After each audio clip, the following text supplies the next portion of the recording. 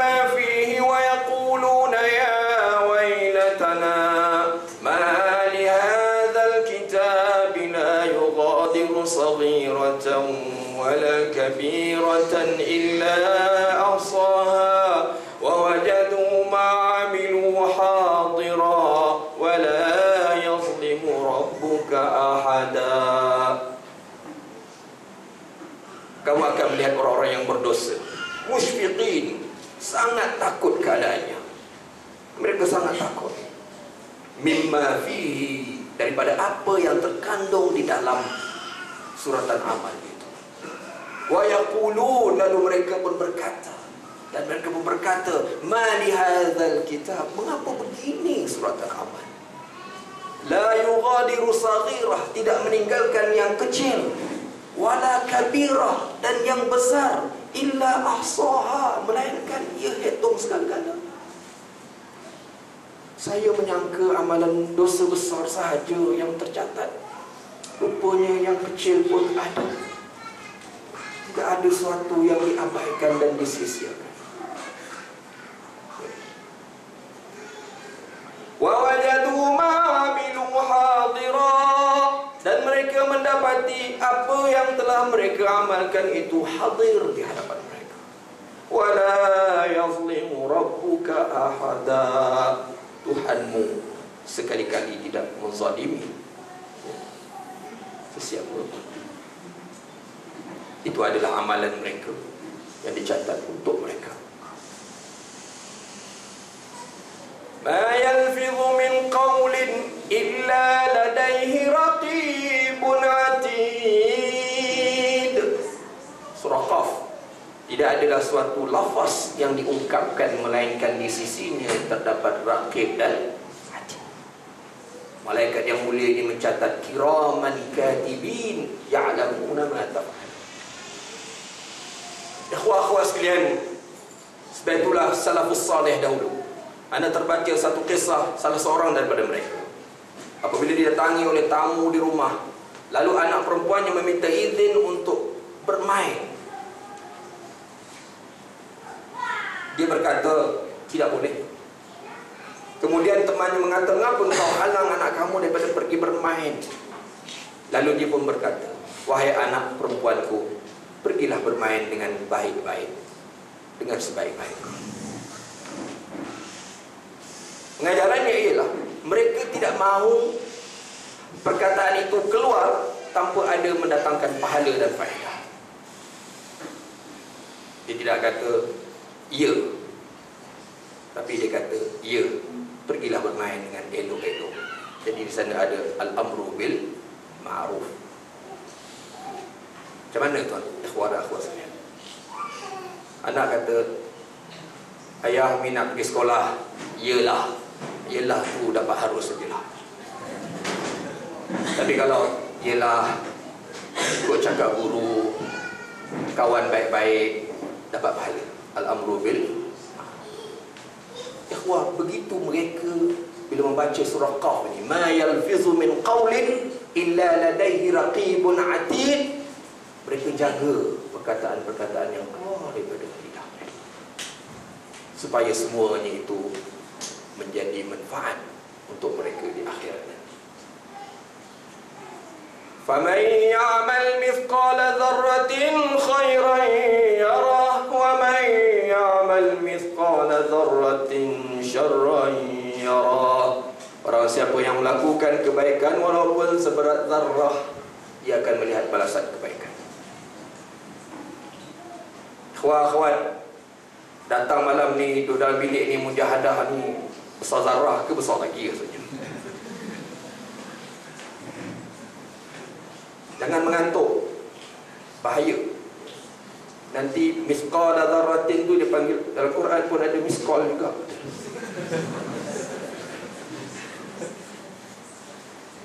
Jangan tidur. Wa may ya'mal mithqala dzarratin syarran yarah. Siapa yang melakukan kejahatan walaupun seberat zarrah, dia akan melihat balasan kejahatan itu. Ikhwan dan akhwat, Allah bersifat asy-syakur, sangat berterima kasih satu sekecil amalan pun dia appreciate. Sebelum manusia menghargai, sebelum orang lain puji, suami puji, isteri puji, Allah dah puji. Cukup untuk kita. Tidak ada yang lebih besar daripada redha Allah. Utamakan yang itu. Selepas melihat dengan teliti suratan amal, apa pula yang berlaku, ikhwan dan akhwat sekalian? Bermulalah hisab, pertanyaan. Dan ada manusia yang tidak dihisab. Ada yang dihisab dengan hisab yang mudah, dan golongan ketiga dihisab dengan hisab yang sukar, terperinci dan detail. Sayyidatina Aisyah mengatakan, man nuqishal hisaba udhiba. Sesiapa yang hisabnya terperinci bakal menerima azab. Orang itu menerima azab. Nauzubillah. Jadi kita mau lalu line hijau, tidak ada apa yang nak declare di airport tu. Lalu tapi kalau dah mula buka beg, kasut pun kena scan bahaya. Jadi akhwat-akhwat sekalian, ada hadis menyatakan tidak berganjak kaki anak Adam sehingga ditanya 4 soalan. Tentang usia muda, ke mana dihabiskan. Tentang harta, dari mana ia dapat dan ke mana ia belanjakan. Tentang ilmu, untuk apa ia diamalkan, ikhlas ataupun tidak. Ada yang mentafsirkan apa yang telah diamalkan daripada ilmu itu. Dan usia kehidupan itu semuanya, ke manakah dihabiskan kehidupan hidup. Soalan bocor. Tetapi kalau ikhwan dan akhwat malam ni duduk berfikir, apakah jawapan yang boleh kita berikan atas setiap satu soalan tersebut? Anda pernah memikirkan rasa susah betul nak jawab? Di sini, Ustaz bukan di sana, di sini pun dah rasa susah. Mana nak menjawab? Hatta orang yang mati syahid, hatta orang yang dermawan, ilmuwan, yang tidak ikhlas, Allah tanya. Hadis ini di dalam Riyadhus Salihin, susunan Imam Nawawi, bab niat, berkaitan dengan hisab di akhirat. Dipanggil seorang yang mati syahid, apakah yang telah engkau lakukan terhadap nikmat yang aku kurniakan kepada? Aku gunakan untuk memperjuangkan agamamu dengan jiwa raga sehingga aku terkorban di jalan. Kau dusta, kau bohong. Kau lakukan itu supaya kau dipanggil syaja'ah, gagah perkasa, dan kamu telah pun dipuji dan telah mendapat pujian itu. Tidak ada balasan amal itu untuk kamu pada hari ini. Lalu ia diheret dan diumpankan ke dalam neraka. Wah, amanat besar. Kalau kita tak jaga niat kita, tidak ada faedah. Hati-hati tajuk ini, bab ikhlas. Yang kedua ialah seorang alim. Apakah yang telah engkau lakukan terhadap nikmat yang Allah berikan kepadanya? Allah telah berikan kepadanya. Dia berkata, aku gunakan nikmat ilmu yang Allah beri itu untuk menyampaikan ilmu, menyebarkan agama, dakwah. Kau dusta, kau bohong. Kau lakukan itu supaya kau digelar qari, supaya kau digelar alim. Ikhwan boleh rujuk Riyadhus Salihin. Bab nada anak terjemah ni, anak mengambil maksud, bukannya terjemah harfi. Yang ketiganya, orang yang dermawan, kaya, pemurah. Nikmat harta Allah beri kepada dia. Ditanya, apakah yang telah kau lakukan terhadap nikmat yang dikurniakan kepadamu? Dia kata, gunakan untuk fisabilillah, perjuangkan agama. Dikatakan kau dusta, kau bohong, kau lakukan itu supaya kau mendapat gelaran dermawan. Kau telah pun mendapat gelaran tersebut. Pada hari ini tidak ada balasan itu untukmu. Lalu ia juga diheret dan diumpan ke dalam neraka. Allah tanya nikmat ikhwah akhwat. Thumma latus'alunna yawma idzin 'anil na'im. Kemudian kamu pasti ditanya pada hari itu tentang nikmat. Surah At-Takatsur. Dibaca surah At-Takatsur sampai ayat tu ingat tazkirah ni. Allah akan tanya nikmat. La tus'alunna yauma idzin 'anil na'im.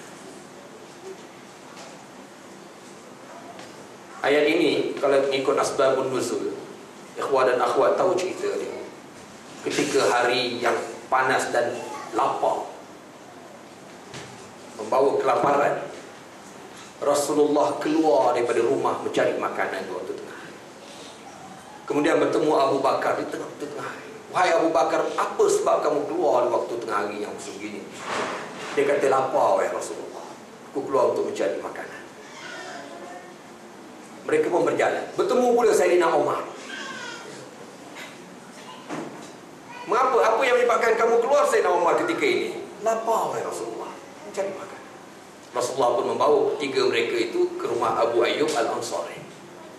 Akhirnya Abu Ayyub menyembelihkan kambing, makanan yang special lah untuk mereka.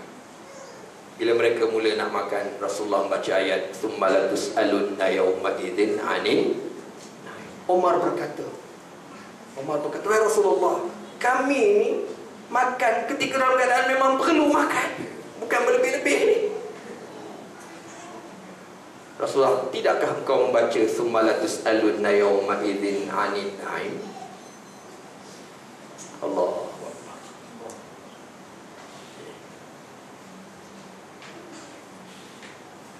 Ditanya ibadat, ditanya tentang solat terlebih dahulu. Ada hadis yang menyatakan yang wajib dahulu. Kalau yang wajib itu kurang sempurna, ditampung oleh yang sunat. Selepas ditanya ikhwan dan akhwat, kalau orang itu beriman, bila ditanya tentang nikmat, dia menjawab bala ya Rabb, bala ya Rabb, bala ya Rabb. Ya wahai Tuhan, ya wahai Tuhan. Mengakulah dia. Dan apabila diungkit pula, wahai fulan, waktu ini, hari ini, di tempat sekian kamu buat dosa sekian dan sekian. Diungkit pula dosa. Tadi nikmat, kemudian dikhabarkan pula dosa. Fayunabbi'ukum bima kuntum ta'malun. Dia akan ceritakan kepada kamu apa yang telah kamu amalkan. Maka dia pun berkata, bala ya Rabb, bala ya. Sehinggalah sampai kepada perkataan halaktu. Kalau begini, binasalah aku. Habislah aku. Habislah. Tetapi hamba Allah ini rupanya ada satu amal, dia suka menutup keaiban pribadi orang. Dia tak suka mengumpat. Lalu Allah berkata kepadanya, semasa di dunia dahulu, kamu suka menutup keaiban pribadi orang. Hari ini aku tutup keaiban kamu. Allah ampunkan.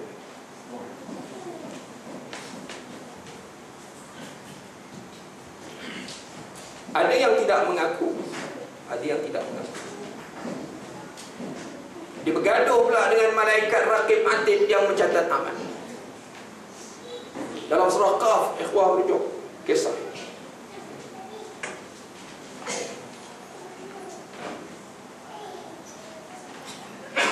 Sehingga Allah mengatakan kepada mereka,